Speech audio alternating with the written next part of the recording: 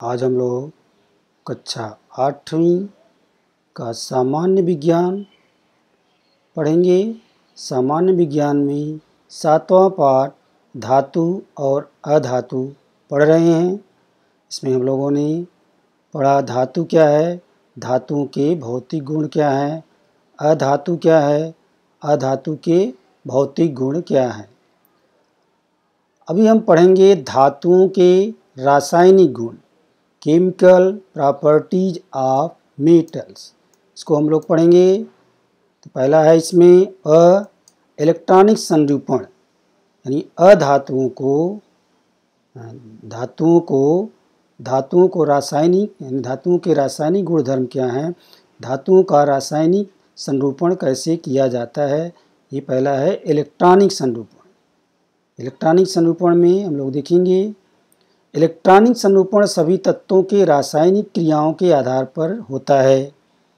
अधिकांश धातुओं के परमाणुओं की बाह्यतम कवच में इलेक्ट्रॉनों की संख्या कम अर्थात 3 तक होती है। कवच आप जानते हैं, पहला, दूसरा, तीसरा, मतलब अंदर यानी बाहरी कवच जो होता है उसमें परमाणुओं की संख्या, बाह्यतम कवच में इलेक्ट्रॉनों की संख्या कम होती है, यानी 3 तक, 1, 2, 3 तक ही होती है। तो इसको इस टेबल के माध्यम से देख सकते हैं। तत्व है, परमाणु क्रमांक है, इलेक्ट्रॉनिक संरूपण है। ये है Na11। इसमें कितने परमाणु क्रमांक हैं? 11। इसमें 11 परमाणु हैं। इसको इलेक्ट्रॉनिक संरूपण में कैसे दिखाया जाता है? 281, यानी पहले कक्षा में पहले कवच में 2, दूसरे कवच में 8 और तीसरा यानी बाहरी कवच जो है उसमें 1 है, यानी बाहरी कवच में अभी बताया गया कि इलेक्ट्रॉनों की संख्या कम होती है, तो यहाँ पे कम है, एक ही दिखाया गया है। दूसरा है Mg12। इसमें परमाणु क्रमांक यानी परमाणु कितने हैं? 12 हैं। इसको इलेक्ट्रॉनिक संरूपण में कैसे दिखाया जाता है? 282। पहले कवच में 2, दूसरे में 8, यानी तीसरे में 2, यानी बाहरी कवच में 2 ही हैं, कम है। तीसरा है Al13, यानी परमाणु क्रमांक इसमें कितने हैं? 13 हैं। इसका इलेक्ट्रॉनिक संरूपण कैसे दिखाया जाता है? 283। पहले कवच में 2, दूसरे में 8 और तीसरे में 3, यानी बाहरी कवच में 3, यानी तो यहाँ पे क्या बोला गया कि अधिकतम, यानी कम होते हैं इलेक्ट्रॉनों की संख्या, अधिकतम 3 होती है। पहले में 1, दूसरे में 2 और तीसरे में 3। इस तरह से बाहरी कवच में दिखाया गया है इलेक्ट्रॉनों की संख्या। तो बाहरी कवच में इलेक्ट्रॉनों की संख्या कम है, इस तरह से इनका रासायनिक गुणधर्म है। दूसरा है आयनों की निर्मिति। धातुओं में आयनों की निर्मिति कैसे होती है? धातुओं में उनके संयोजकता इलेक्ट्रॉन त्याग कर धनावेशित आयन, धनायन अर्थात केटायन निर्मित करने की प्रवृत्ति होती है। जो धातुएं होती हैं उनके संयोजकता इलेक्ट्रॉन, जो इलेक्ट्रॉन होते हैं वो त्याग करके, इसमें इलेक्ट्रॉन त्यागने की क्षमता होती है, यानी त्याग करते हैं और वे धनावेशित आयन का निर्माण करती हैं, यानी इसको धनायन भी कहा गया है। धनायन अर्थात केटायन निर्मित करते हैं। ये जो है त्याग करते हैं, ये अपने इलेक्ट्रॉन्स का त्याग करते हैं और फिर ये रासायनिक संयोग करते हैं। तो इसको देखेंगे नीचे। Na इनका इलेक्ट्रॉनिक संरूपण है 281, यानी Na यानी सोडियम। सोडियम इसमें जो है इलेक्ट्रॉनिक कुल कितने इलेक्ट्रॉन्स हैं? 281, यानी 10, 11 है। लेकिन इनका इलेक्ट्रॉनिक संरूपण कैसा है? पहले कवच में 2, दूसरे में 8, तीसरे में 1। तो हम लोग इसके पहले पढ़े हैं कि जो संयोजकता होती है उसका सूत्र भी हम लोगों ने पढ़ा था। इसका सूत्र था 2n²। इसके हिसाब से पहले कवच में कितना इलेक्ट्रॉन्स होना चाहिए, दूसरे में कितना होना चाहिए, तीसरे में। तो पहले में कैसा आता है? पहला 2 से गुणा करते हैं, 2 × n, यानी पहला कवच, और पहला कवच यानी 1 का स्क्वायर, यानी 1 का स्क्वायर, 1 का स्क्वायर 1 ही होगा। तो पहले में कितना होना चाहिए? 2 × 1 × 1, यानी 2 ही होगा। इस तरह से 2 ही होगा। और दूसरे में जब हम जाते हैं तो 2 से गुणा करते हैं 2 को और 2 का वर्ग यानी 2, तो कुल कितना हो जाता है 2 दूना 4 दूना 8, यानी दूसरे कवच में अधिकतम 8 संख्या होती है। तो यहाँ पे पहले में 2, दूसरे में 8 दिखाया गया है, देख रहे हैं। लेकिन तीसरे में कितना होना चाहिए, तीसरे में 2 इंटू 3 और इसका वर्ग यानी 3 होना चाहिए। तो कुल मिला के 2 का गुणा 3 में 6, 6 त्रिक 18, यानी तीसरे कवच में 18 इलेक्ट्रॉन्स धारण करने की क्षमता होती है, लेकिन यहाँ पे एक ही है यानी कम है। तो ये क्या करेगा, ये लास्ट का जो बाहरी कवच है वो कम है, इसी का ये त्याग कर देता है। तो ये जो है त्याग कर रहा है एक को, यहाँ पे 2 और 8 रह जा रहा है इसके पास, लेकिन इस 1 का इसने त्याग कर दिया। तो ये बन गया सोडियम आयन। ये जो है सोडियम से सोडियम आयन बन गया, यानी धनात्मक रूप से त्याग करता है तो प्लस में दिखाया जाता है, इसलिए यहाँ पे प्लस दिखाया गया है। तो इसने एक इलेक्ट्रॉन्स का, बाहरी कवच वाले इलेक्ट्रॉन का जो कि पूरा नहीं था, अधूरा था, तो ये उसकी त्यागने की प्रवृत्ति पाई जाती है। जो अधूरा होता है, 2 तो भरे हुए हैं, उसका नहीं त्याग करेगा, लेकिन जो अधूरा है उसका त्याग कर दिया, यानी 1 का त्याग कर दिया। तो इसके पास 2, 8 रह गए, यानी पहले कवच में, दूसरे कवच में। तीसरे कवच का जो 1 इलेक्ट्रॉन था उसका त्याग कर दिया, तो ये सोडियम से बन गया सोडियम आयन। इसी तरह दूसरा देखेंगे Mg यानी मैग्नीशियम। इसमें इलेक्ट्रॉन कैसे दिखाए गए हैं, 2, 8, 2, कुल कितने हो गए 2, 8, 10, 2, 12 हैं। पहले कवच में 2 है, दूसरे कवच में 8 और तीसरे कवच में 2 है, लेकिन अधिकतम संख्या 18 हो सकती है। तो यहाँ भी पूरा नहीं है, तो यहाँ पे ही देखेंगे कि 2 और 8 है, लेकिन 2 का त्याग कर दिया गया। तो इसलिए यहाँ देखो 2 बार 2 इलेक्ट्रॉन्स का त्याग कर रहा है, तो यहाँ पे 2 बार 2 टाइम्स प्लस प्लस दिखाया गया है, यानी ये धनात्मक रूप से 2 इलेक्ट्रॉन्स का त्याग किया। इसका मतलब यही है कि इसने धनात्मक और 2 इलेक्ट्रॉन्स यानी धनात्मक 2 इलेक्ट्रॉन्स का त्याग किया। तो ये हो गया, बन गया मैग्नीशियम आयन। मैग्नीशियम से मैग्नीशियम आयन बन गया। तो यहाँ पे तीसरे यानी बाह्य कवच में 2 ही है, यानी ये 18 हो सकता था, लेकिन 2 ही है। तो ये जो पूरा नहीं है, इसको त्यागने की क्षमता है इसमें धातु में, इसलिए इसने 2 का त्याग किया। अब जो है बन गया मैग्नीशियम आयन। तीसरा देखेंगे Al यानी एल्यूमिनियम। इसमें इलेक्ट्रॉन्स कैसे हैं, 2, 8, 3, कुल कितने हो गए 13 हैं। इसको देखेंगे, पहले में 2 और दूसरे में 8, तीसरे में 3 है। यहाँ पे पहला इसके हिसाब से 2 बराबर है, दूसरे में 8 बराबर है, तीसरे में यहाँ भी 18 की जगह 3 ही है, यानी कम है, तो ये 3 का त्याग कर रहा है। यहाँ पे देखेंगे Al 3 टाइम्स, 3 बार प्लस प्लस दिखाया गया है, यानी 3 धनात्मक इलेक्ट्रॉन्स का त्याग कर रहा है। यहाँ से 3 इलेक्ट्रॉन्स का त्याग कर रहा है और त्यागने के बाद ये एल्युमिनियम आयन बन रहा है। तो इस तरह से धातुओं में अपने इलेक्ट्रॉन्स को त्यागने की प्रवृत्ति होती है और दूसरे के साथ रासायनिक अभिक्रिया करने पर ये बनते हैं। इस तरह से इसमें टेबल के माध्यम से दिखाया गया है। पहला में दिखाया गया कि सोडियम से सोडियम आयन बन गया, दूसरे में मैग्नीशियम से मैग्नीशियम आयन बन गया, तीसरे में एल्युमिनियम से एल्यूमिनियम आयन बन गया। अभी देखेंगे ऑक्सीजन के साथ अपक्रिया।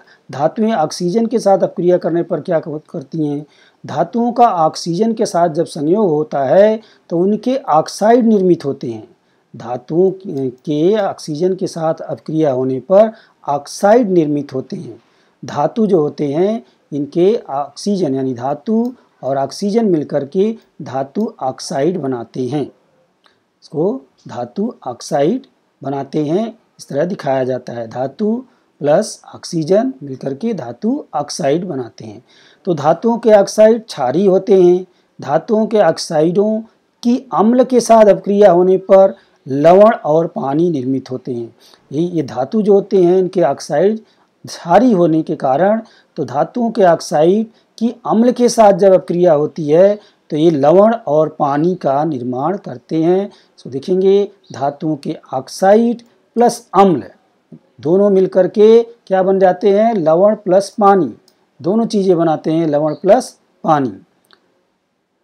इसके बाद देखेंगे अम्ल के साथ अपक्रिया। अम्ल के साथ जब धातु अपक्रिया करते हैं तब क्या होता है, अधिकतर धातुओं की तनु अम्ल के साथ अपक्रिया होकर के धातुओं के लवण निर्मित होते हैं। जब ये धातु तनु अम्ल के साथ अपक्रिया करते हैं तब ये धातुओं के लवण निर्मित हो जाते हैं, धातुओं के लवण निर्मित हो जाते हैं और हाइड्रोजन गैस उत्सर्जित करते हैं। उस समय ये हाइड्रोजन गैस भी उत्सर्जित करते हैं यानी बाहर निकालते हैं। तो यहाँ पे दिखाया गया है धातु धन तनु अम्ल मिलकर के लवण और हाइड्रोजन गैस बन जाते हैं। इसका एक प्रयोग के माध्यम से भी कर सकते हैं। एक परख नली लेकर के उसमें तनु हाइड्रोक्लोरिक अम्ल लेना है, बाद में उसमें जस्ते का चूर डालना है।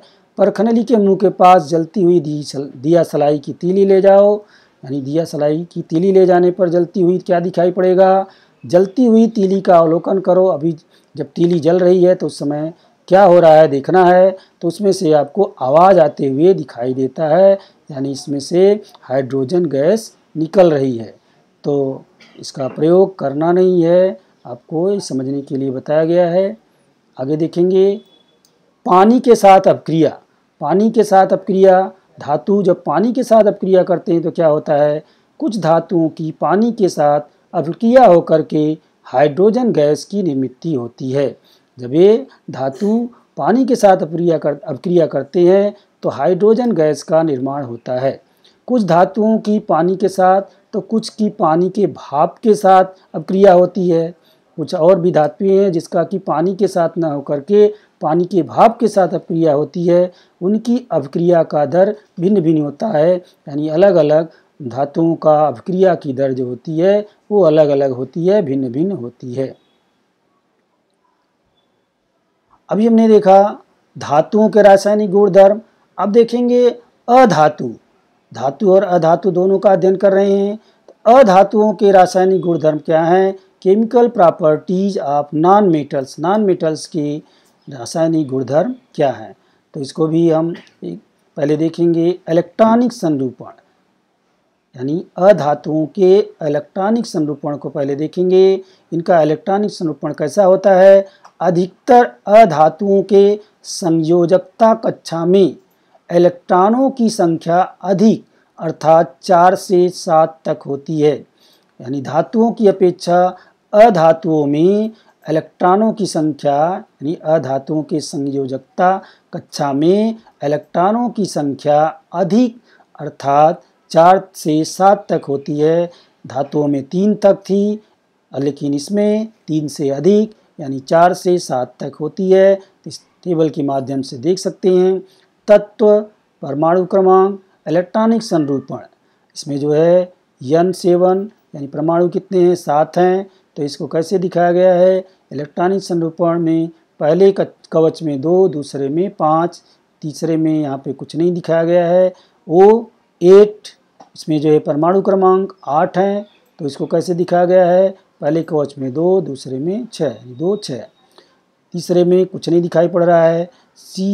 Cl17, इसके पास परमाणु क्रमांक कितने हैं, 17 हैं। यहाँ पे 17 हैं। तो यहाँ पे देखेंगे कि इसका इलेक्ट्रॉनिक संरूपण कैसा है, 283। तो यहाँ पे देखेंगे पहले कवच में 2, दूसरे में 8, तीसरे में 7। तो यहाँ पे तीसरे में 7 दिख रहा है, यानी दूसरे में 5 दिख रहा है, यहाँ पे दूसरे में 6 दिख रहा है, यहाँ 7 दिख रहा नहीं। बाहरी कवच में 4 से अधिक परमाणु इलेक्ट्रॉन दिख रहे हैं। जो बाहरी कवच है इसमें 4 से 7 तक दिख रहे हैं, 5 है, 6 है, 7 है। इस तरह बाहरी कवच में इलेक्ट्रॉनों की संख्या इसमें अधिक होती है। आयनों की निर्मित। अब अधातुओं के आयनों की निर्मित कैसे होती है, अधातुओं में उनकी संयोजकता कक्षा में इलेक्ट्रॉन ग्रहण करके ऋण आवेशित आयन ऋण आयन अर्थात एनायन निर्मित करने की प्रवृत्ति होती है। धातुएं क्या कर रही थी, इलेक्ट्रॉन्स का त्याग कर रही थी। धातुएं जो है इलेक्ट्रॉन्स का त्याग कर रहे थे, लेकिन अधातुएं क्या हैं, ये जो है उनकी संयोजकता कक्षा में इलेक्ट्रॉन्स ग्रहण करने की, यानी ये ग्रहण करते हैं करके ऋण आवेशित आयन यानी ऋण आयन अर्थात एनायन निर्मित करने की प्रवृत्ति होती है। अधातुओं में इलेक्ट्रॉन्स ग्रहण करके ऋण आवेशित आयन अर्थात ऋण आयन या एनायन निर्मित करने की प्रवृत्ति होती है। इसको हम देखेंगे यहाँ पे Cl प्लस, यहाँ पे देख रहे हैं कि Cl प्लस इलेक्ट्रॉन्स, यहाँ पे क्या हो रहा है Cl माइनस।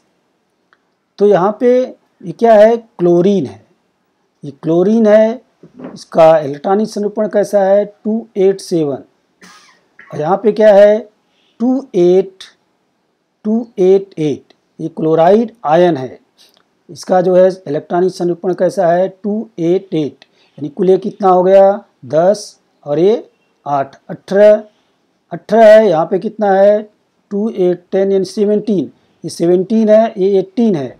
लेकिन यहाँ पे क्या है, धातुएं त्याग कर रही थी, ये ग्रहण कर रहा है, यानी इधर से जो है एक इलेक्ट्रॉन्स क्या हो रहा है इधर आ रहा है, यानी इसमें से इलेक्ट्रॉन एक जो है बढ़ रहा है, यानी यहाँ पे बढ़ रहा है, इलेक्ट्रॉन्स ग्रहण कर रहे हैं। इसमें 17 था, यहाँ पे आके 18 हो रहा है, यानी ये बढ़ रहा है। तो इलेक्ट्रॉन्स यहाँ पे बढ़ रहे हैं, लेकिन ये निगेटिव में बढ़ते हैं, इसलिए यहाँ पे एक ऋण का चिन्ह, एक माइनस चिन्ह एक ही दिखाया गया है। यहाँ पे एक बढ़ा है, यहाँ पे 7 था, यहाँ पे आकर के 8 हो गया, यानी क्लोरीन ने क्या किया, एक इलेक्ट्रॉन्स को ग्रहण किया, और ग्रहण करने के बाद क्या बन गया, क्लोराइड आयन बन गया। ये क्लोराइड आयन बन गया, जो है एक माइनस निगेटिव इलेक्ट्रॉन्स को ग्रहण किया और ये क्लोराइड आयन बन गया। दूसरा है O+2 इलेक्ट्रॉन, यानी यहाँ पे इलेक्ट्रॉनिक संरूपण में 2 और 6 दिखाया गया है, यानी O यानी ऑक्सीजन है। यहाँ पे क्या दिखाया गया 2 8, यहाँ पे 2 6 था, यहाँ पे 2 8 हो गया, यानी वृद्धि हुई, कितना वृद्धि हुई 2 की वृद्धि हुई, इसलिए यहाँ पे 2 टाइम्स 2 बार ऋण का चिन्ह दिखाया गया है, यानी 2 निगेटिव इलेक्ट्रॉन्स इसने ग्रहण किया, इसने 2 निगेटिव इलेक्ट्रॉन्स को ग्रहण लिया और ये बन गया ऑक्साइड आयन। अब ये ऑक्सीजन से बन गया ऑक्साइड आयन। तीसरे में है N+3 इलेक्ट्रॉन, तो यहाँ पे क्या है 2 और 5, यानी नाइट्रोजन की कैसे दिखाया गया है 2 और 5, इसकी संयोजकता कैसी है 2 और 5। यहाँ पे क्या आ रहा है 2 और 8, क्या बन गया नाइट्राइड आयन, यहाँ पे 2 5 था, यहाँ पे 2 8, यानी 3 की वृद्धि हुई, इसलिए यहाँ पे 3 बार माइनस का चिन्ह दिखाया है, 3 निगेटिव इलेक्ट्रॉन्स को इसने ग्रहण किया और अभी बन गया नाइट्राइड आयन। तो ये जो है निगेटिव इलेक्ट्रॉन्स को क्या कर रहा है, ग्रहण कर रहा है, ये ग्रहण करके नाइट्राइड आयन बन गया। इसके बाद देखेंगे ऑक्सीजन के साथ अपक्रिया। अधातु ऑक्सीजन के साथ जब अपक्रिया करके ऑक्साइड निर्मित करते हैं, यानी जो ये अधातु हैं ऑक्सीजन के साथ अपक्रिया करते हैं तो ये ऑक्साइड निर्माण करते हैं। कैसे दिखाया जाता है, अधातु प्लस ऑक्सीजन मिलकर के अधातु के ऑक्साइड, अधातु धन ऑक्सीजन मिलकर के अधातु के ऑक्साइड का निर्माण कर रहे हैं, इस तरह से दिखाया जाता है। अधातु के ऑक्साइड अम्लीय होते हैं, वे क्षारकों के साथ संयोग करके घुलनशील लवण और पानी निर्मित करते हैं। ये अधातु के ऑक्साइड जो होते हैं वे अम्लीय होते हैं, वे क्षारकों के साथ जब संयोग करते हैं तो ये घुलनशील लवण और पानी का निर्माण करते हैं। कैसे दिखाते हैं, C+O2, यहाँ पे ये दिखाया गया है, कार्बन और ऑक्सीजन मिलकर के क्या बन गया CO2, ये आपको कार्बन डाइऑक्साइड बन गया। तो इस तरह से आप इसको जानते हैं कि C और प्लस O2 ये मिलकर के क्षारकों अपक्रिया करने के बाद, ऑक्साइड के साथ अपक्रिया करने के बाद ये जो है क्या बन गए, ऑक्सीजन के साथ अपक्रिया करने के बाद ये CO2 यानी कार्बन डाइऑक्साइड बन गए, यानी ऑक्साइड बनते हैं। तो धातुओं के अधातु के ऑक्साइड ये क्या बनते हैं, क्षारकों के साथ संयोग करने पर घुलनशील लवण और पानी का निर्माण करते हैं। तो इसको और नीचे देखेंगे CO2 plus 2NaOH, CO2 plus 2NaOH, यानी ये कार्बन है, ये सोडियम है, ये कार्बन है, ये सोडियम है, ये जो है दोनों मिलाने के बाद यानी अपक्रिया करने के बाद क्या बन रहे हैं, सोडियम कार्बोनेट और पानी। ये सोडियम कार्बोनेट बन गया और ये पानी बन गया, यानी ये लवण और ये पानी दोनों का निर्माण कर रहे हैं। लवण और ये पानी, ये दोनों अपक्रिया करने के बाद लवण और पानी का निर्माण कर रहे हैं। तो इस तरह से इनका संयोग होता है। अधातुओं के ऑक्साइड पानी के साथ अपक्रिया करके अम्ल निर्मित करते हैं। ये अधातु जो हैं जब ऑक्साइड के साथ अपक्रिया करते हैं, ऑक्साइड पानी के साथ अपक्रिया करते हैं, तब ये अम्ल का निर्माण करते हैं।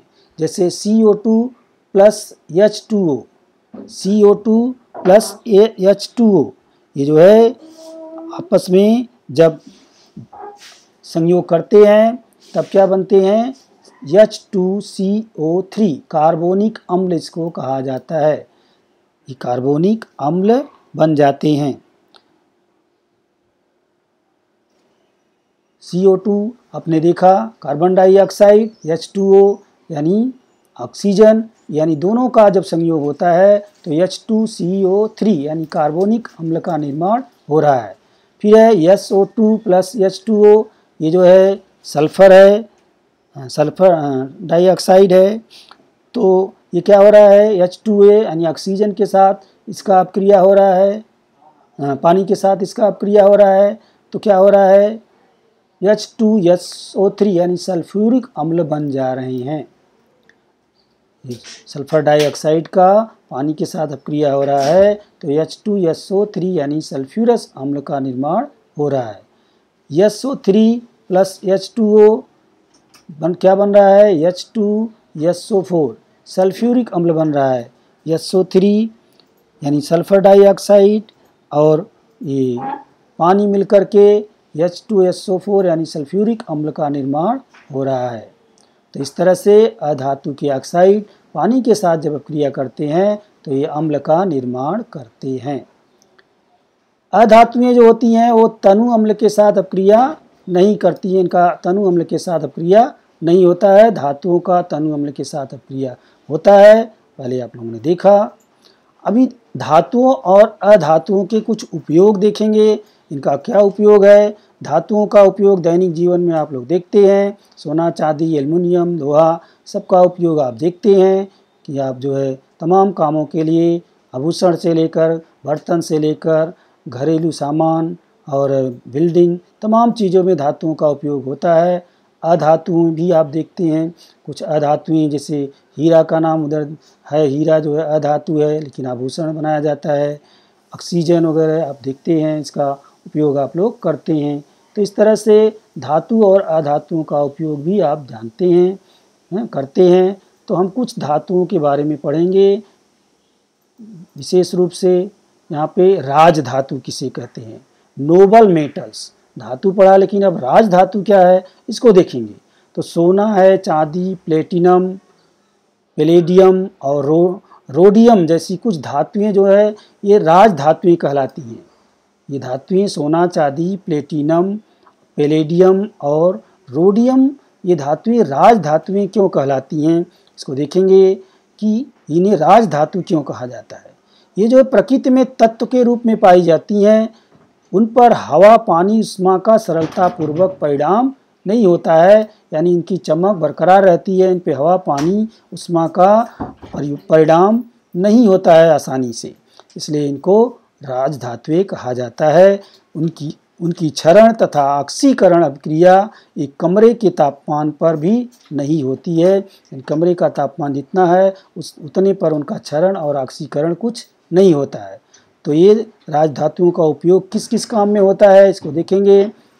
राज धातुओं का उपयोग जैसे सोना चांदी प्लेटिनम, इसका मुख्यतः उपयोग आभूषण बनाने के लिए किया जाता है। घरों में देखते हैं सोने चांदी का आभूषण सब लोग पहनते हैं। चांदी का उपयोग औषधियों में किया जाता है, चांदी का उपयोग औषधि बनाने के लिए भी किया जाता है। एंटीबैक्टीरियल प्रॉपर्टी के रूप में किया जाता है। सोने चांदी के पदक भी तैयार किए जाते हैं, जो लोगों को पदक दिए जाते हैं, जो कोई खास काम, खेल कूद या कोई और भी प्रतियोगिता में विजयी होता है तो उसे पदक दिया जाता है। स्वर्ण पदक आप पढ़ते हैं, यानी गोल्डन, सिल्वर, इस तरह से आप पढ़ते हैं। तो ये पदक भी सोने चांदी के तैयार किए जाते हैं। कुछ इलेक्ट्रॉनिक्स उपकरण में चांदी सोने का उपयोग किया जाता है। कुछ ऐसे इलेक्ट्रॉनिक्स उपकरण भी हैं जहाँ पे सोने चांदी का उपयोग किया जाता है। प्लेटिनम, पैलेडियम, इन धातुओं का उपयोग संप्रेरक, कैटेलिस्ट के रूप में भी किया जाता है। अब ये सोने की बात आई तो सोना चूँकि बहुत आपके प्रयोग में है तो सोने के बारे में एक सामान्य जानकारी यहाँ दी गई है, उसको देख लीजिए, जिससे आपको बहुत फ़ायदा होगा। आप सोना खरीदने जाएंगे तो ध्यान रखेंगे, जब सोने की दुकान पे आप जाते हैं तो आपको सोने का जो यानी बेचने वाला है उसको स्वर्णकार कहते हैं। प्योरिटी ऑफ गोल्ड के बारे में आपको जानना ज़रूरी है कि ये जो सोना खरीद रहे हैं, स्वर्णकार जो आपको दे रहा है वो शुद्ध है कि नहीं। तो स्वर्णकार की दुकान पर जब सोने का आप भाव पूछते हैं तो अलग अलग भाव वो बताता है। ऐसा क्यों, यही आपको जानना है। सोना एक राजधातु है, अभी आपने पढ़ा, प्रकृति में तत्व के रूप में पाया जाता है। 100% शुद्ध सोने का अर्थ होता है 24 कैरेट सोना। 24 कैरेट जो सोना होता है, आप 24 कैरेट, 22 कैरेट ऐसा सुनते हैं, तो जो 24 कैरेट का सोना होता है वो 100% शुद्ध होता है। सोना जो होता है बहुत नरम होता है, जो 24 कैरेट का सोना होता है वो बहुत नरम होता है। इस कारण शुद्ध सोने से तैयार किए गए जो आभूषण होते हैं वो जरा से दाब करने पर वो मुड़ जाते हैं। तो 24 कैरेट के सोने से ज़्यादातर यानी अधिकांशतः सोने आभूषण नहीं बनाए जा सकते, इसलिए इसका उपयोग आभूषण बनाने में बहुत कम किया जाता है। तो इस कारण इसमें स्वर्णकार तांबा और चांदी का अनुपात यानी कि निश्चित अनुपात में मिला देते हैं, ताकि ये जो आपका आभूषण है वो मजबूत बने, जल्दी टूटे नहीं।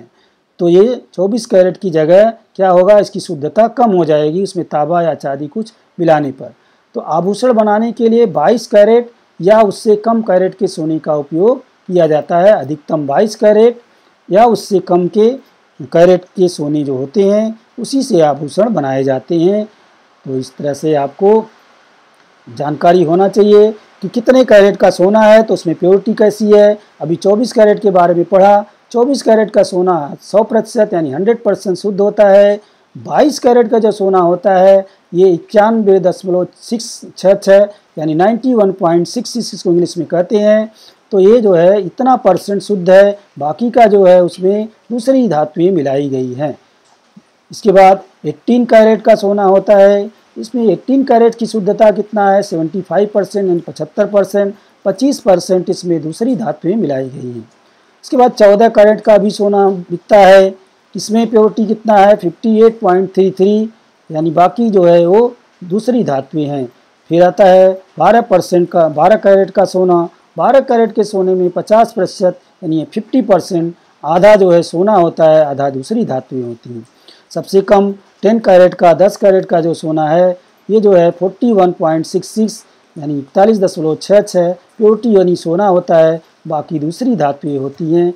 तो इस तरह से आप सोने की कैरेट्स और उनकी शुद्धता कितनी होती है इस तरह से आप समझ सकते हैं। तो आपको आसानी से जब आप दैनिक जीवन में या व्यवहारिक रूप में आप सोने चांदी का व्यवहार करेंगे, आभूषण खरीदेंगे, स्वर्णकार की दुकान पे जाएंगे तो आपको ये चीज़ें आसानी से समझ में आएंगी कि ऐसा दाम अलग अलग क्यों कहा जा रहा है, या अलग अलग कैरेट का है तो उसका दाम भी अलग अलग होना ही चाहिए।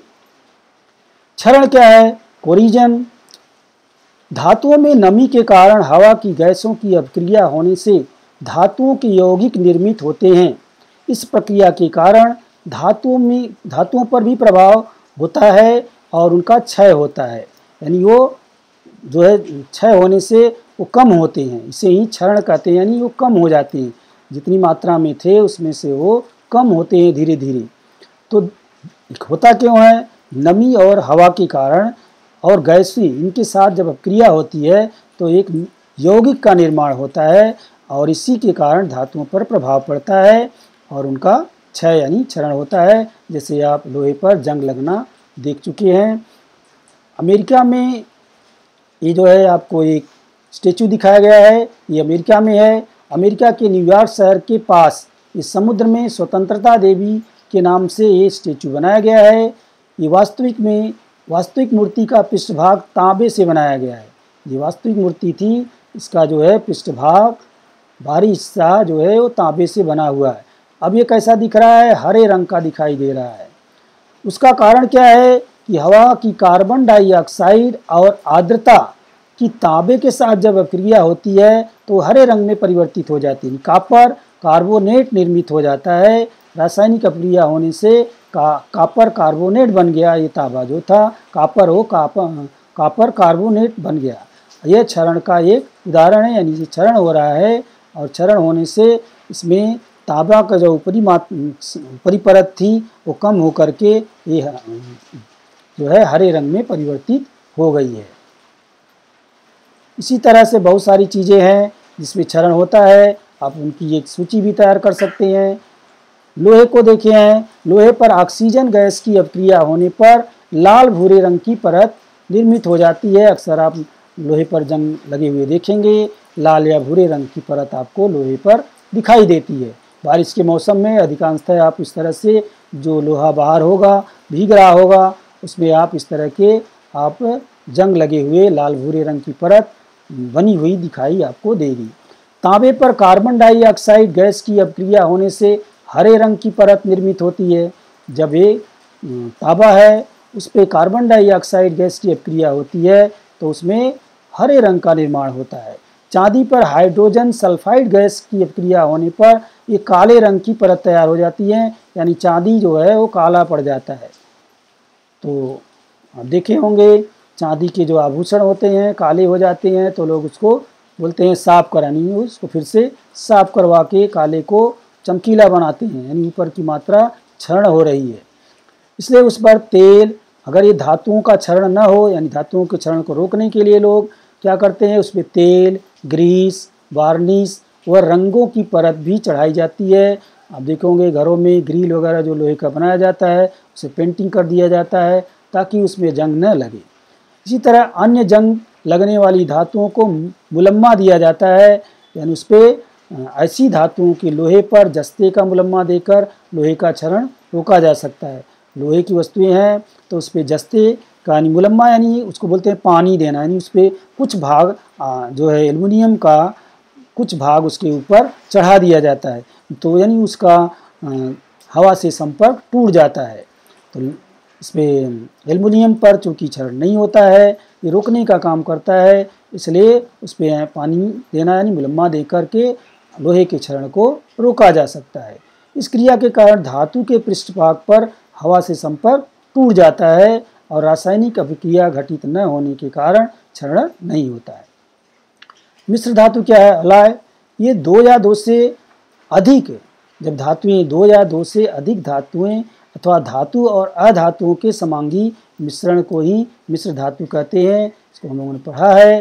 मिश्र धातु क्या को किसे कहते हैं पिछले पाठ में। तो आवश्यकता अनुसार घटक तत्वों को विविध अनुपात में मिश्रित करके, हमें जितनी आवश्यकता है उसके अनुसार विविध घटक तत्वों को एक निश्चित अनुपात में मिलाया जाता है। मिला करके मिश्र धातुएं तैयार की जाती हैं। जैसे उदाहरण के लिए घर में उपयोग में आने वाला स्टेनलेस स्टील के बर्तन आप देखते हैं आजकल घरों में, सबके घर में स्टील का बर्तन उपयोग में लाया जा रहा है। तो ये क्या है? एक जो है ये मिश्र धातु है।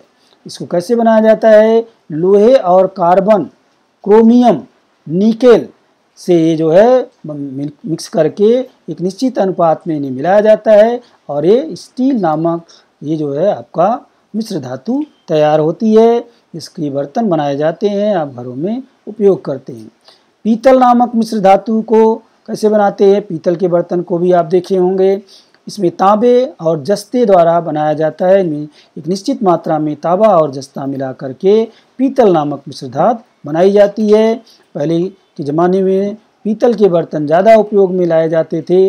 अभी पीतल की जगह स्टील के बर्तन ज़्यादा उपयोग में लाए जा रहे हैं, लेकिन घरों में आप पीतल के बर्तन और बहुत सारी चीज़ें आज भी आप देख सकते हैं। कांस्य नामक मिश्र धातु को तांबे और टीन से बनाया जाता है। एक कांस्य नामक जो मिश्र धातु है वो जो है तांबे और टीन को मिला करके बनाया जाता है। तो इस तरह से मिश्र धातुएं क्यों बनाई जाती हैं, इनका जो है एक व्यवहारिक उपयोग है, इसलिए इनको बनाया जाता है ताकि इन्हें इनसे ज़्यादा उपयोग में लाया जा सके। और कुछ चीज़ें जानेंगे। ये दिल्ली में एक कुतुब मीनार है। ये कुतुब मीनार के बारे में इतिहास में आप सुनते हैं, बहुत दिनों पहले हमारे इतिहास में सब चीज़ें हैं, बनी हुई हैं। तो ये दिल्ली में बना हुआ है कुतुब मीनार। अगर आपको टाइम मिलेगा या समय आएगा तो जाके देख भी सकते हैं। ये लगभग 1500 100-200 नहीं 1500 वर्ष पहले बनाया गया है। ये कैसा क्या है, ये लोहे का स्तंभ है, वो है लोहे का स्तंभ बनाया गया है। और इतने वर्ष हो जाने के बाद भी ये स्तंभ आज भी चमकदार है, यानी इस पर क्षरण नहीं हो रहा है, जंग नहीं लग रहा है। लोहे पे आपने पढ़ा कि क्षरण होता है, जंग लगता है, लेकिन ये लोहे का ही बना है और आज तक इसमें जंग नहीं लगा। क्यों नहीं लगा, इसका कारण है कि हमारे पूर्वजों ने यानी उस समय के जो लोगों ने बनाया है, इन 1500 साल पहले हमारे देश के लोग कितने जो है आगे थे इन सब मामलों में कि मिश्र धातु से निर्मित किया गया। ये जो है केवल लोहा नहीं है, ये मिश्र धातु से निर्मित किया गया है। तो इसमें लोहे में अत्यल्प मात्रा में कार्बन, सिलिकॉन, फास्फोरस मिश्रित किए जाते हैं, यानी इसमें कार्बन, सिलिकॉन और फास्फोरस मिश्रित करके बनाया गया होगा। उस समय इतना लोगों को ज्ञान था कि उन्होंने मिश्र धातु का उपयोग करके इस स्तंभ को बनाया है, जो कि 1500 वर्ष हो जाने के बाद भी आज तक चमकदार बना हुआ है। आप कुछ चीज़ें और समझ सकते हैं।